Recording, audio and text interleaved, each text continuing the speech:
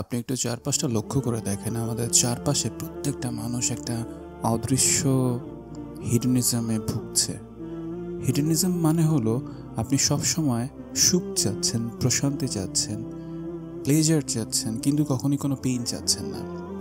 বিষয়টাকে আপনি কল্পনা করতে পারেন এমনভাবে, আপনি পৃথিবীতে শুধুমাত্র সূর্যে আলো চাচ্ছেন কিন্তু চাঁদের আলো চাচ্ছেন না। আপনি শুধু আলো চাচ্ছেন কিন্তু অন্ধকার চাচ্ছেন না। শুধু আলো কি আপনাকে আলোর গুরুত্ব বোঝাতে পারবে? অবশ্যই না। আলোর গুরুত্ব বা আলোর ইম্পর্টেন্সই বুঝতে গেলে আপনাকে ডার্কনেসে যেতে হবে। ডার্কনেস ছাড়া আপনি কখনোই আলোর যে একটা গুরুত্ব আছে এটা বুঝতে পারবেন না। আপনি ছোটোবেলা থেকে এটা শুনে আসছেন, ভালো করে পড়ালেখা করতে হবে। ভালো করে পড়ালেখা না করলে ভালো জব পাওয়া যাবে না, বিয়ে হবে না, ফ্যামিলি হবে না, ভালো একটা লাইফ পাওয়া যাবে না, দেশের বাইরে ট্যুর দেওয়া যাবে না, এবং এই কারণে আপনাকে ভালো করে পড়তে হবে। সব কিছু মিলে কিন্তু আপনি আপনার পেটের পূজা করছেন। ভালো জব করলে ভালো খেতে পারবেন, ভালো ঘুরতে পারবেন, একটা প্লেজার পাওয়া যাবে। দেন হোয়াট? আপনি প্লেজার পাওয়ার পর কি করবেন? এই যে গরু, ছাগল, ভেড়া, এরাও কিন্তু পেটের পূজা করছে। এদের লাইফে কোনো গোল নেই, কোনো পারপাস নেই। আপনার লাইফে গোলটা কি? আপনি ডাক্তার হবেন, আপনি ইঞ্জিনিয়ার হবেন, আপনি লয়ার হবেন, আপনি সায়েন্টিস্ট হবেন, অ্যান্ড দেন কী করবেন? হওয়ার পরে টাকা আর্ন করবেন, অনেক টাকা আর্ন করবেন, অনেক অনেক ভালো ভালো খাবার খাবেন, ভালো ভালো জায়গায় ঘুরবেন, ভালো ভালো ড্রেস পরবেন, ভালো ভালো প্রোডাক্ট ইউজ করবেন, সব কিছু ম্যাটেরিয়ালিস্টিক। বাট আপনি মানুষ হয়ে কেন এসছেন? আপনি যদি মানুষ না হয়ে অন্য কোনো প্রাণী হতেন তাহলে কি এই জিনিসগুলো করতেন না? মানে খাওয়ার খেতেন না? মানে খাবার কি খেতেন না? অবশ্যই খেতেন। আপনি কি ঘুমাতেন না? অবশ্যই ঘুমাতেন। তার মানে খাবার, ঘুম এগুলো সবাই করবে, প্রাণী হলেও করবে, মানুষ হলেও করবে। But as a individual human being আপনি একটু চিন্তা করে কখনো দেখেছেন আপনি মানুষ কেন হয়েছেন? এখন আমি অনেকগুলো প্রশ্ন নিজেকে মাঝে মাঝে করতাম যে মানুষ হয়ে আমরা আসলে কি করছি, আমাদের আসলে পারপাসটা কি মানুষ হয়ে। আমি মনে করি অ্যাজ এ মুসলিম, অবশ্যই আমার জানার মধ্যে ভুল থাকতে পারে, আমি এখানে জাস্ট আমার চিন্তাগুলো শেয়ার করছি, আমার অবজারভেশনগুলো শেয়ার করছি। লাস্ট 5-6 বছর ধরে এগুলো চিন্তা করছি, সেগুলোই বলছি। তো আমি ভাবতাম যে সারা ওয়ার্ল্ডে যদি সবার একটাই ভাষা থাকতো, জাস্ট একটাই ভাষা, মনে করেন বাংলা, ইংরেজি, আরবি, উর্দু, হিন্দি, যে কোনো একটা ভাষা থাকতো, তাহলে তো জিনিসটা অনেক ইজি হতো, তাই না? আমাকে কষ্ট করে আরবি শিখতে হতো না, ইংরেজি শিখতে হতো না। আমি যে ভাষায় কথা বলে দূর দূরান্তে একটা মানুষ সেই ভাষায় কথা বলে, বা আমি যেহেতু মুসলিম, কোরআন আরবিতে লেখা, তাহলে আমাদের মাতৃভাষা কোরআনের ভাষা মানে আরবি হলেই পারতো, আমাকে কষ্ট করে শিখতে হতো না। তো এই প্রশ্নটা আমার মাথার মধ্যে অনেকদিন ঘুরেছে, অনেকে আমার মতো করে সেম প্রশ্ন করেন। আমি সেই উত্তরটা খুঁজে পেয়েছি কোরআনে।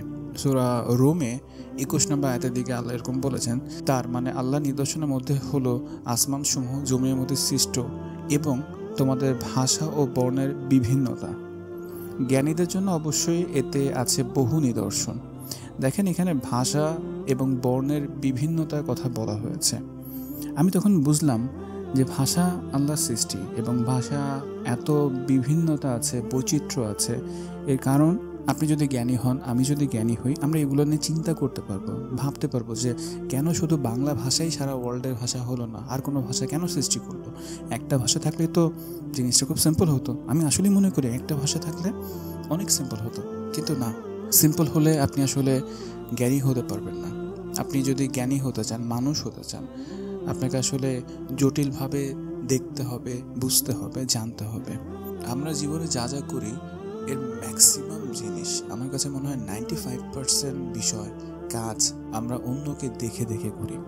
মানে সাইকোলজিতে যেরকমটা আমি পড়ে এসেছি, বান্ডুরা একটা থিওরি, যে আমরা দেখে দেখে শিখি।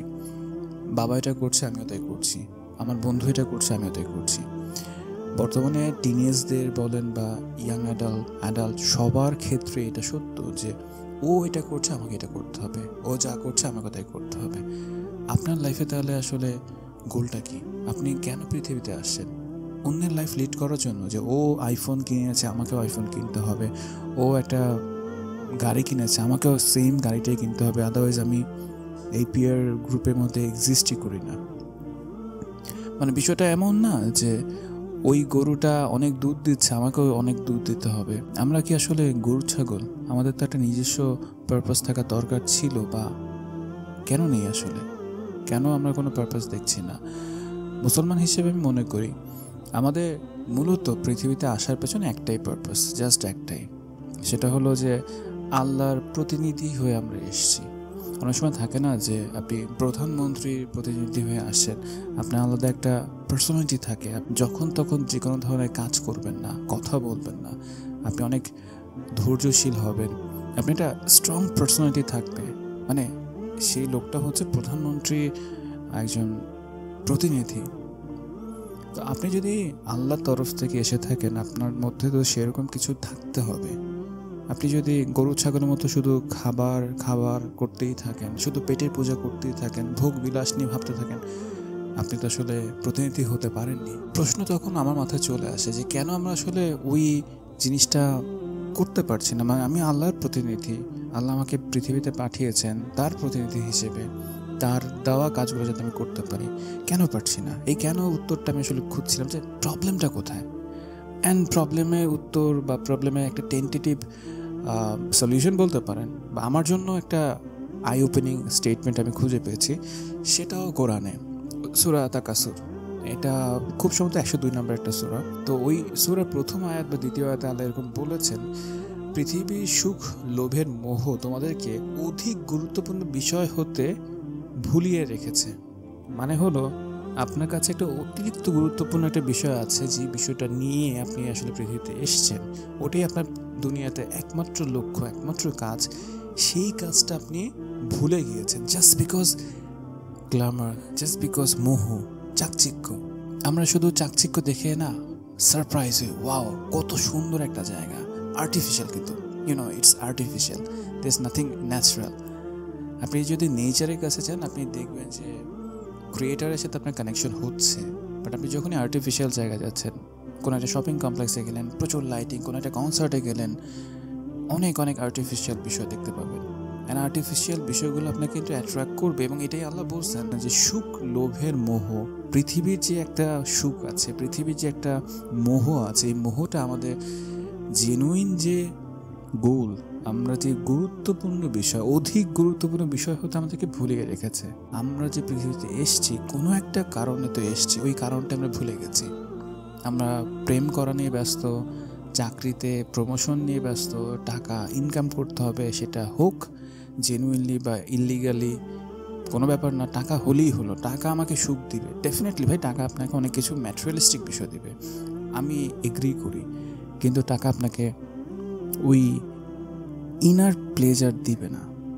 ইনার প্লেজারটা পাওয়ার জন্য আমরা কি করতে পারি?